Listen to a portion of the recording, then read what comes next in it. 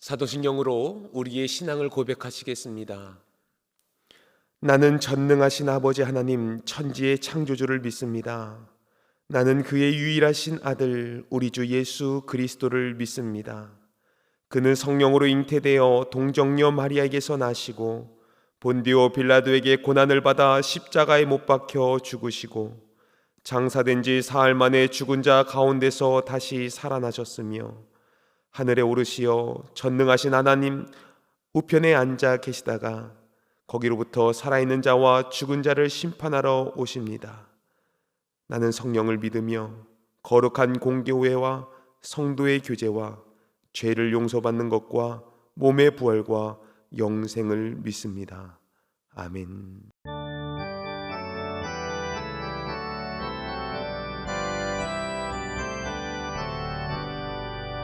내 주의 나라와 주 계신 성전과 피 흘려 사신 교회를 늘 사랑합니다. 내 주의 교회는 전성과 같아서 눈동자같이 아끼서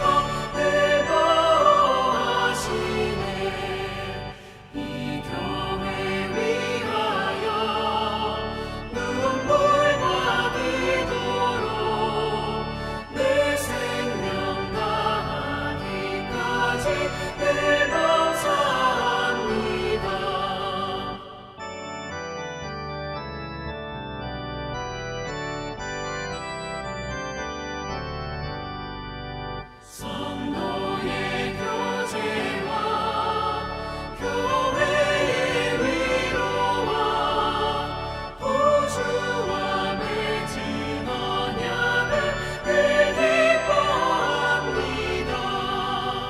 하늘의 영광과 베푸신 은혜가 진리와 함께 영원히 시온에 넘치네. 아멘.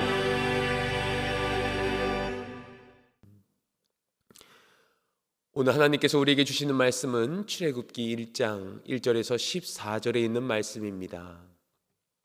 야곱과 함께 각각 자기 가족을 데리고 애굽에 이른 이스라엘 아들들의 이름은 이러하니 르우벤과 시므온과 레위와 유다와 이사갈과 스불론과 베냐민과 단과 납달리와 갓과 아셀이요 야곱의 허리에서 나온 사람이 모두 70이요 요셉은 애굽에 있었더라. 요셉과 그의 모든 형제와 그 시대의 사람은 다 죽었고 이스라엘 자손은 생육하고 불어나 번성하고 매우 강하여 온 땅에 가득하게 되었더라. 요셉을 알지 못하는 새 왕이 일어나 애굽을 다스리더니 그가 그 백성에게 이르되 이 백성 이스라엘 자손이 우리보다 많고 강하도다. 자, 우리가 그들에게 대하여 지혜롭게 하자. 두렵건대 그들이 더 많게 되면 전쟁이 일어날 때에 우리 대적과 합하여 우리와 싸우고 이 땅에서 나갈까 하노라 하고 감독들을 그들 위에 세우고 그들에게 무거운 짐을 지워 괴롭게 하여 그들에게 바로를 위하여 국고성 비돔과 라암셋을 건축하게 하니라. 그러나 학대를 받을수록 더욱 번성하여 퍼져나가니 애굽 사람이 이스라엘 자손으로 말미암아 근심하여 이스라엘 자손에게 이를 엄하게 시켜 어려운 노동으로 그들의 생활을 괴롭게 하니 곧 흙 이기기와 벽돌 굽기와 농사의 여러 가지 일이라. 그 시키는 일이 모두 엄하였더라. 아멘. 할렐루야. 오늘부터 출애굽기에 있는 말씀을 함께 나누고자 합니다. 출애굽기는 이스라엘 백성들을 구원하시는 하나님의 스토리입니다.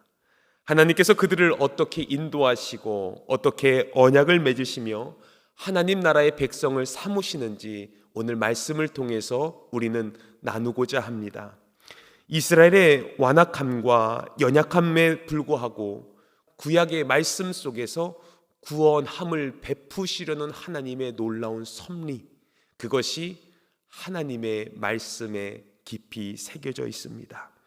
하나님의 그 사랑, 또 하나님에 대한 그 놀라운 은혜, 하나님의 열심이 우리들에게는 희망이요 은혜입니다. 우리가 출애굽기의 묵상을 통하여서 하나님의 구원하심과 사랑과 은혜를 충만히 누리시는 우리 영종중앙교회 하나님의 백성들 되시기를 주님의 이름으로 간절히 축원합니다. 출애굽기, 너무나도 잘 알듯이 애굽을 나오는 이야기이죠.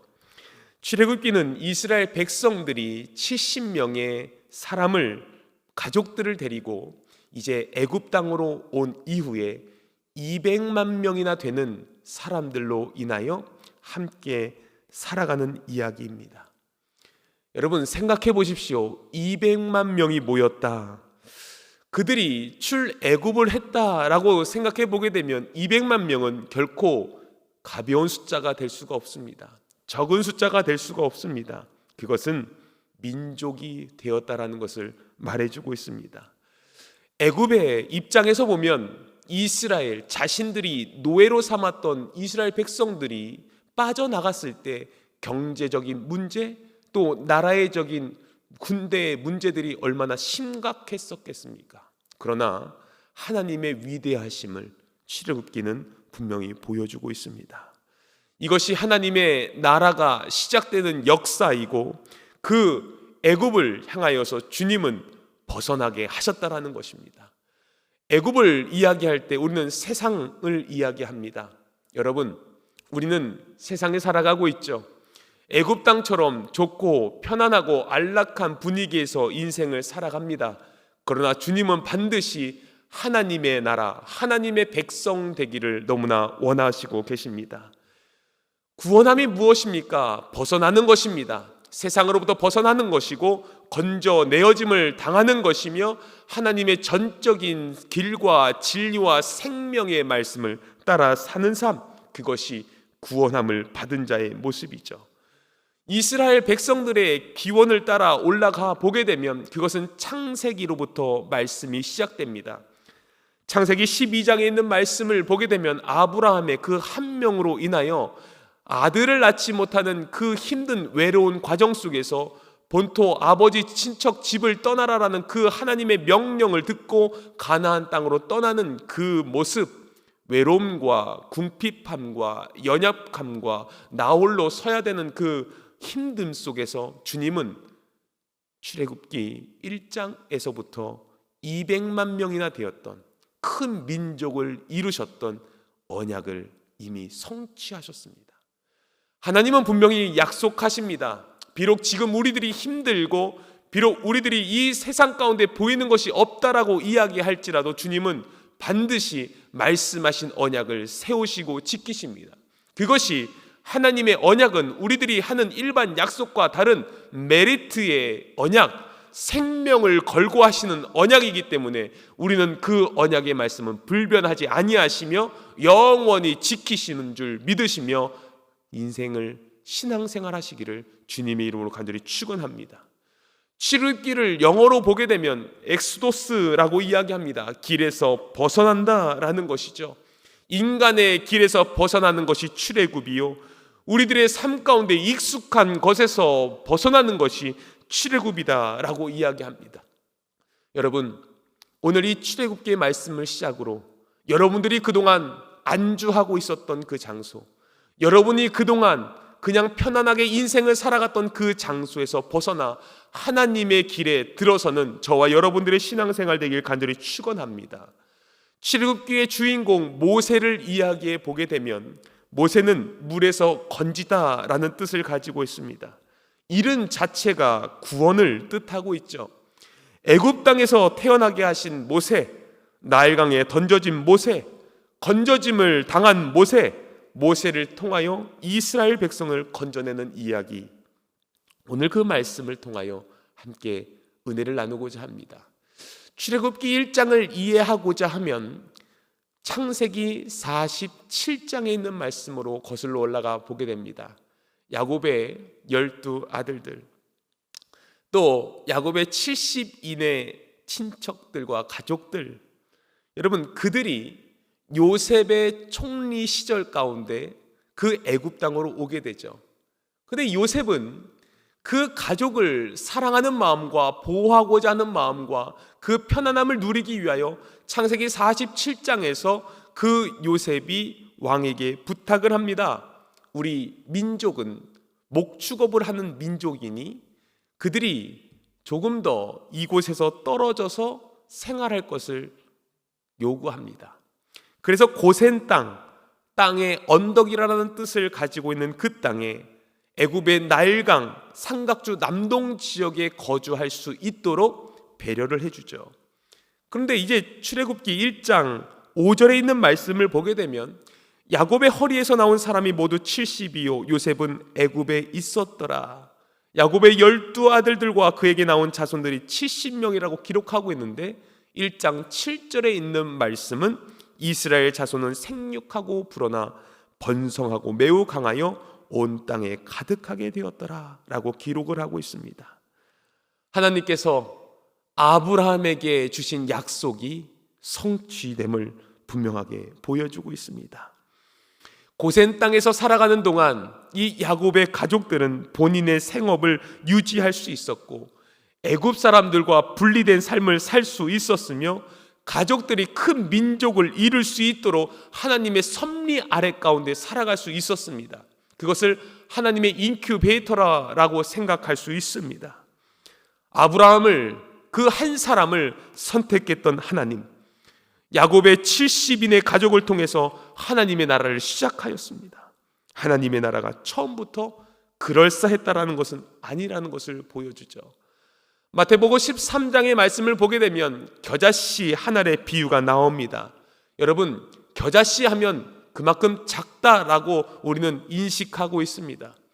그 작은 하나의 씨앗이 심겨졌을 때 큰 나무가 되어서 공중에 나는 새들이 와서 머문다라고 이야기를 하죠. 사랑하는 여러분, 하나님은 지금도 겨자씨와 같은 우리를 통해서 하나님의 나라를 이루고자 하십니다. 그러한 계획이 있으십니다. 욥기 8장 7절에도 내 시작은 미약하였으나 내 나중은 심히 창대하리라라고 말씀하신 것처럼 우리의 자금을 묵상하는 것이 아니라 하나님의 크심과 선하심을 신뢰하는 저와 여러분들의 삶이 되기를 간절히 축원합니다.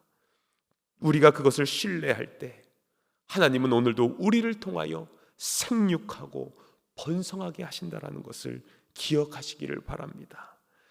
고센은 매우 비옥하고 풍성한 땅이었지만 이스라엘 민족이 영원히 거할 처소는 아니었다라는 것을 하나님은 그들에게 분명하게 보여주십니다.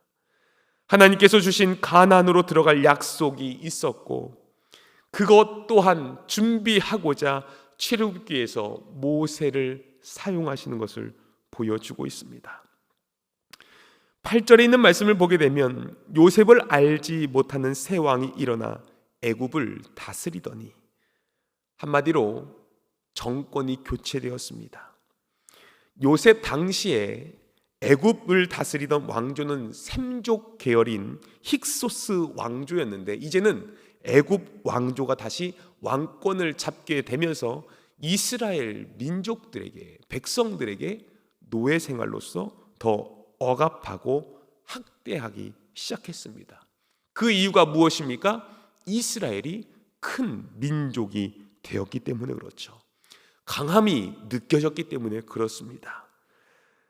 그러니 애굽의 입장에서는 혹여나 이들이 전쟁을 일으키면 어떻게 할까? 혹여나 이들이 출애굽을 하면 어떻게 해야 될까라는 이런 두려움이 있었다라는 것을 보여줍니다. 그러나 12절에 있는 말씀을 보십시오. 학대를 받을수록 더욱 번성하여 퍼져나가니 애굽 사람이 이스라엘 자손으로 말미암아 근심하여, 학대 속에서도 번성해 나가고 있음을 보게 됩니다.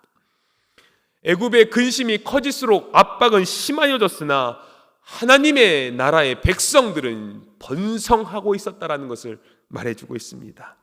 여러분, 어떠한 고난 가운데 있으십니까? 어려움 가운데 여러분 괴로우십니까? 하나님의 나라는 지금도 번성해 가고 있습니다. 여러분들이 고통 가운데 있다라면 하나님의 뜻을 발견하십시오. 하나님이 어떠한 일을 이루시고 어떻게 역사하시는지 여러분 기대하시기를 바랍니다. 하나님의 은혜의 역사가 오늘 일어나게 됩니다. 오늘날 세상에서 일어나는 일들을 보게 되면 점점 말세를 향하여 살아가고 있다라고 이야기합니다. 그 말세에 맞춰서 사단 마귀들도 어떻게든 우리 심령을 뒤흔드는 교묘하게 작업을 시작합니다. 그 계략을 우리들에게 펼쳐놓고 우리가 오직 하나님을 바라보지 못하게끔 우리를 자꾸만 괴롭히며 우리를 붙잡고 있습니다. 그러나 여러분, 하나님은 지금도 살아계시기에 주 예수 그리스도가 십자가의 죽음을 이기셨기에 어두운 권세를 물리치시고 부활하셨기에 오늘 우리는 주님의 말씀을 따라 살기에 족합니다. 주님을 붙잡는 그 자에게 주신 하나님의 놀라운 은혜와 평강과 하나님의 통로가 열려져 있음을 기억하시기를 주의 이름으로 간절히 축원합니다. 요셉이 애굽에 팔려와 고난을 겪고도 결국 승리한 것처럼 이스라엘 역시 승리할 것이고, 원수가 우리를 해치려 해도 하나님은 그것을 선으로 바꾸셔서 이사야 60장 1절에 있는 말씀처럼 일어나 빛을 발하라라는 하나님의 위대하심의 선포가 오늘 이 암흑 가운데 살아가는 우리들에게도 동일한 은혜로 내려지게 될 줄 주님의 이름으로 간절히 축원합니다. 하나님의 말씀은 살아 있습니다. 그래서 우리는 빛을 들고 이 세상으로 나아가는 것입니다. 오늘 그 빛이 여러분들에게 주어졌습니다. 여러분 힘내십시오. 하나님은 우리의 삶과 가정과 교회와 이 민족을 더욱더 번성하게 하시며 풍족하게 하시는 놀라운 위대하신 하나님인 것을 찬양하며 오늘도 기쁨으로 나아가시는 저와 여러분들의 하루가 되시기를 간절히 축원합니다. 하나님은 반드시 우리를 통해서, 아니 나를 통해서 하나님의 나라를 건설해 가십니다. 기도하시겠습니다. 우리를 구원하시기 위해 지금도 일하시는 하나님, 하나님의 나라는 비록 겨자씨와 같이 작게 시작하지만 나중에는 각종 공중에 나는 새가 깃드는 것 나무처럼 많은 영혼들이 주님 앞에 돌아와 쉼을 누리게 될 줄 믿습니다. 이 땅의 삶이 고난의 연속이라 해도 하나님을 바라보며 이겨나가게 하여 주시옵소서. 영원한 하나님 나라의 영광을 바라보며 승리하게 하여 주시옵소서. 예수님의 이름으로 기도드리옵나이다. 아멘.